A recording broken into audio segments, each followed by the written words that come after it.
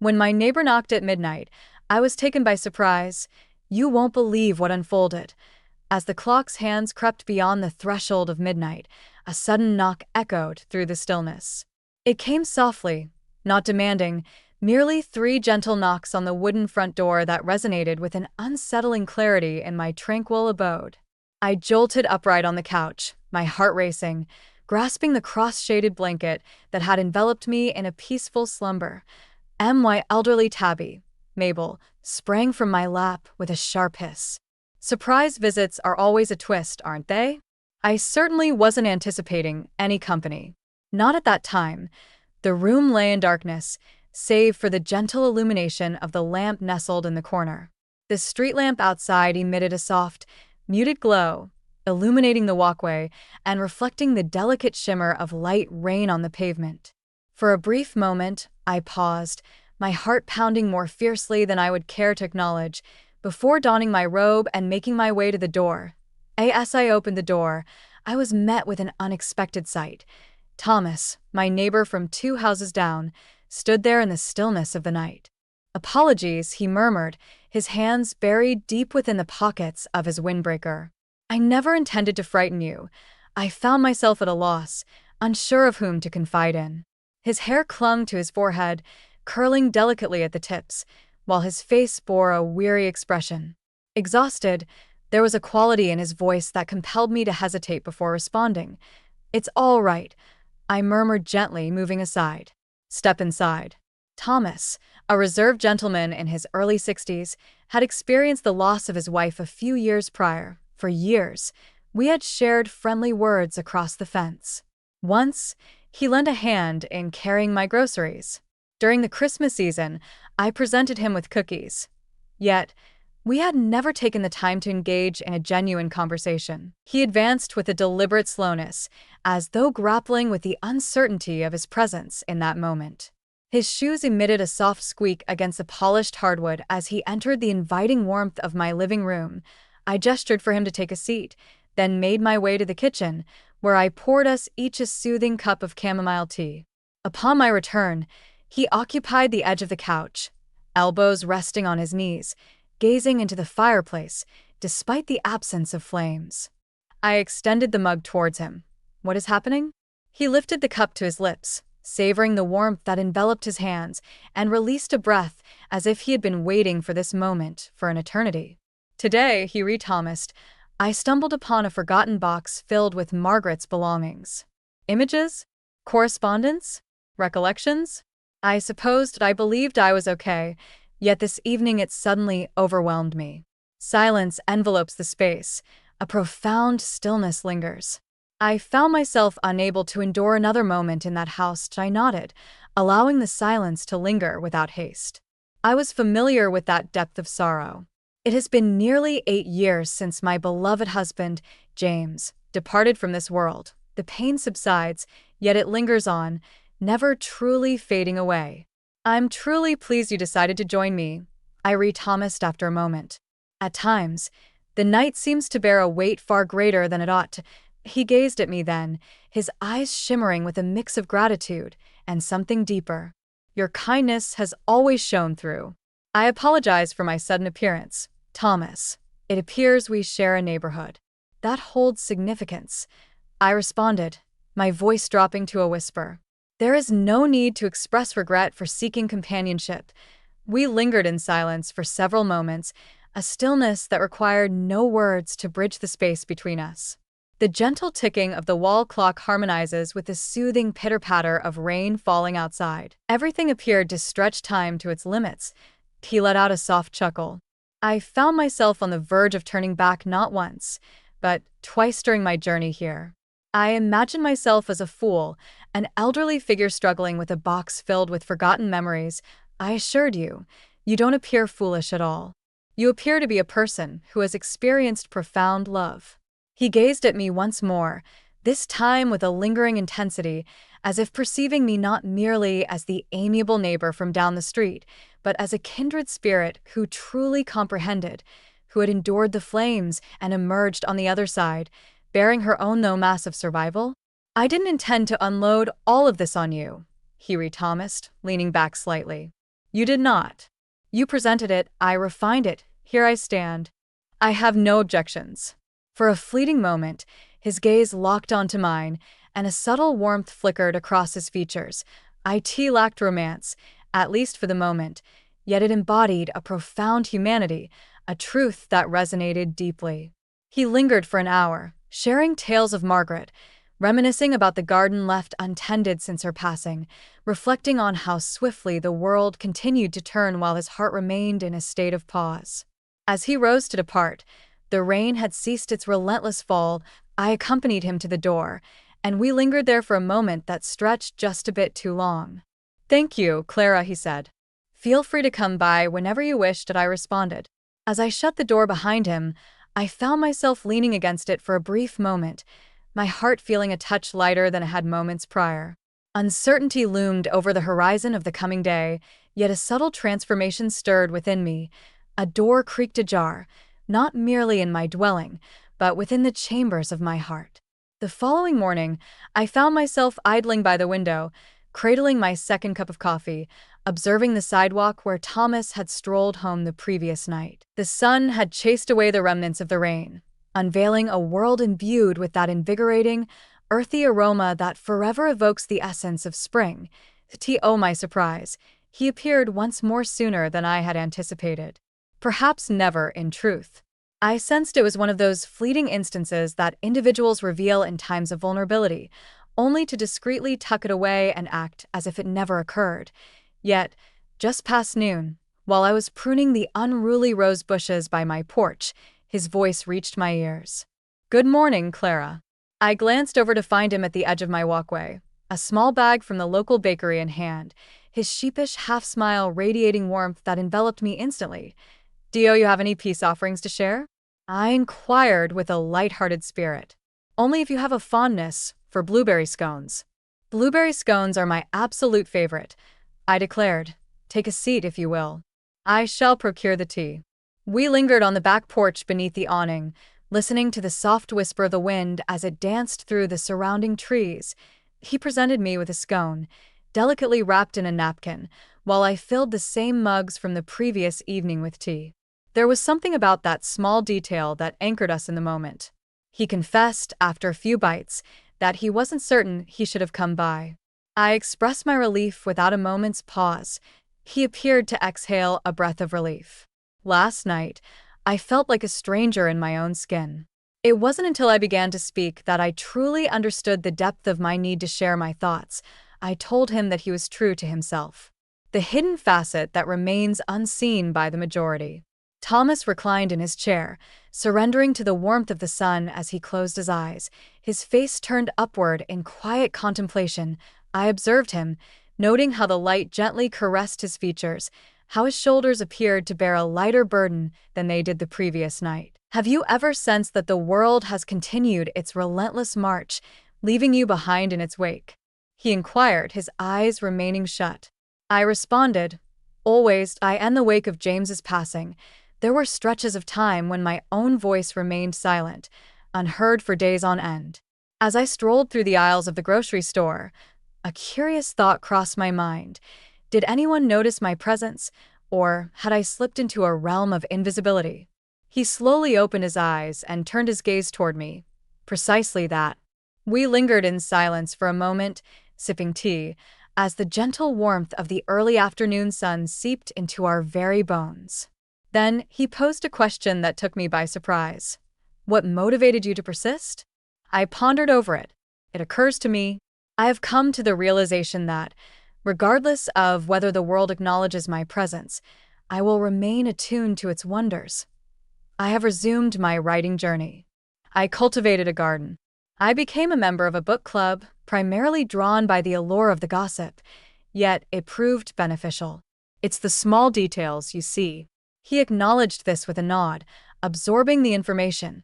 "How about you?" I inquired. "What actions would Margaret have wished for you to take?"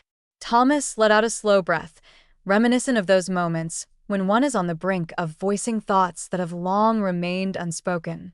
"She would have wished for my life to flourish, not merely to inhale and exhale, but to truly embrace life.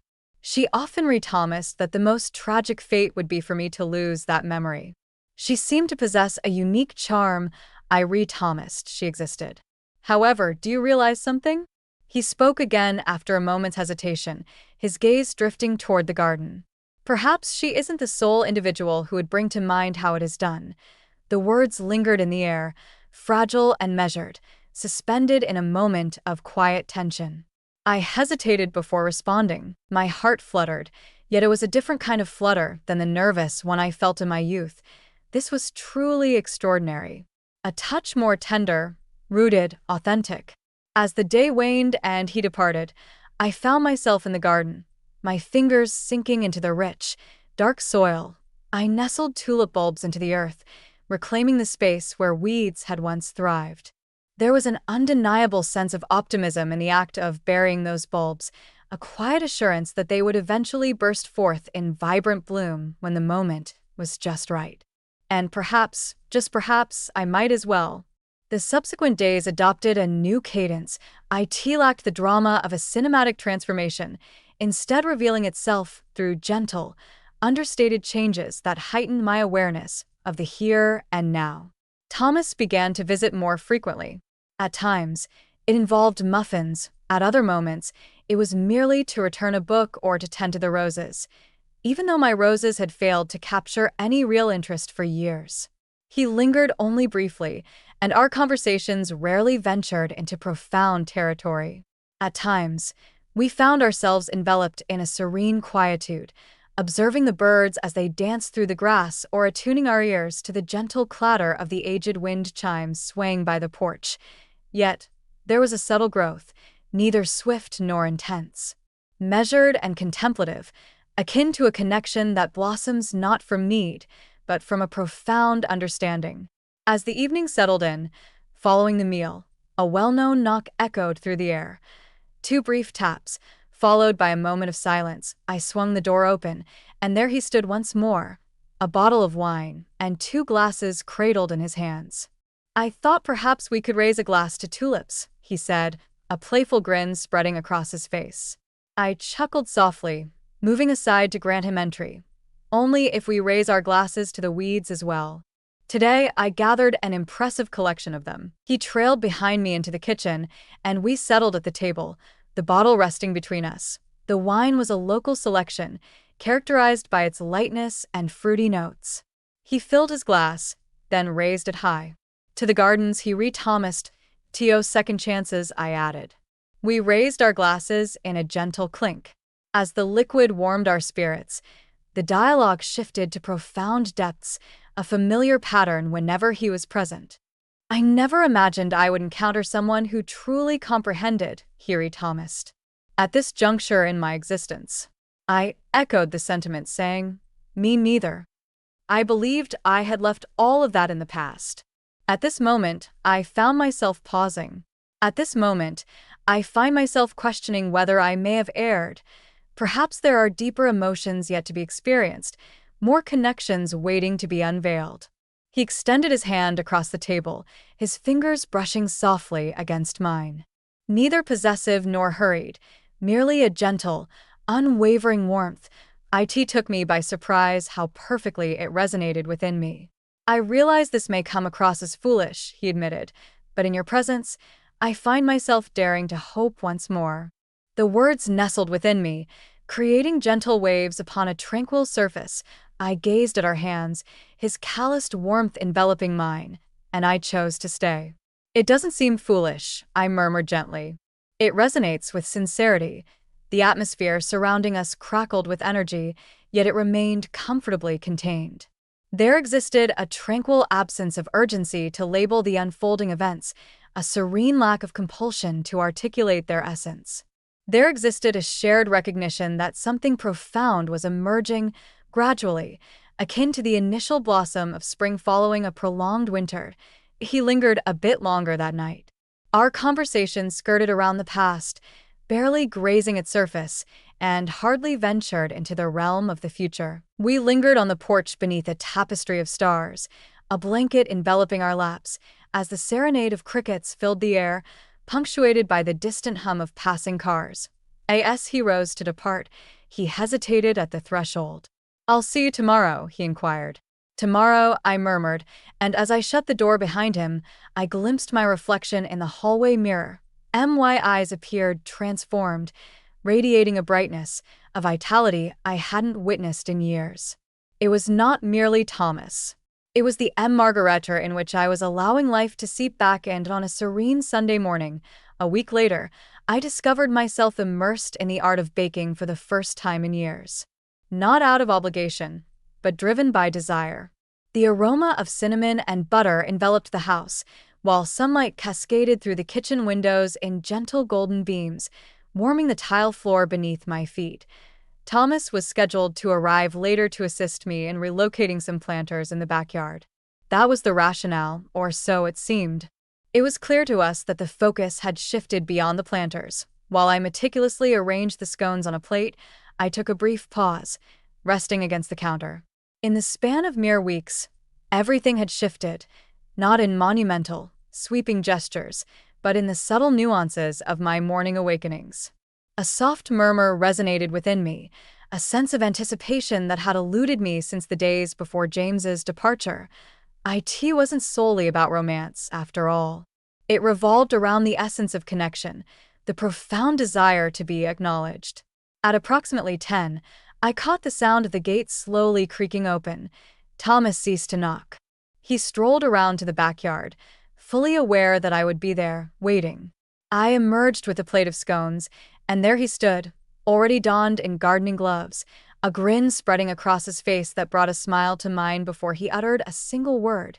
"You've taken up baking now," he teased. "These days, I find myself engaged in a myriad of activities," I re-Thomased, as I extended the plate towards him.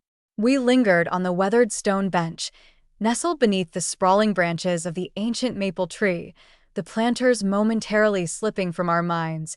Overhead, the birds sang their sweet melodies, while a gentle breeze danced through the tall grass that swayed gracefully by the fence line. Eventually, he shifted his gaze in my direction. "Contemplation has occupied my mind. Perilous." "Imejd a jest." He smiled, yet a weight lingered in his gaze.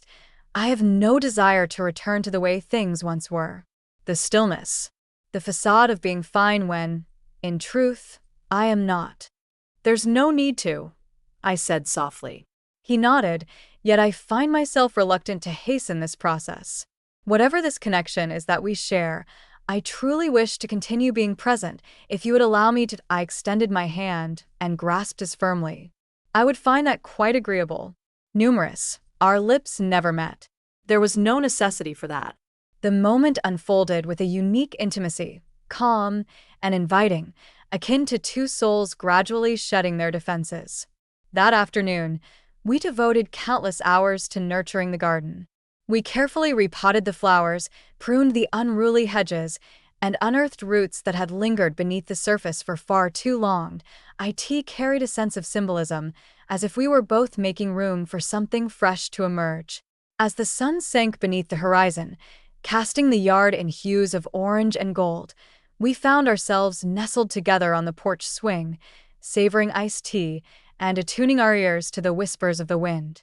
"You know," he said, "Margaret used to say that love doesn't always appear the same the second time around. She re-Thomased that at times, it holds a stillness that resonates more profoundly." I gazed at him, and for the first time, a sense of guilt did not accompany my smile. "She possessed great wisdom." He inclined his head in acknowledgement. "She would have found you delightful.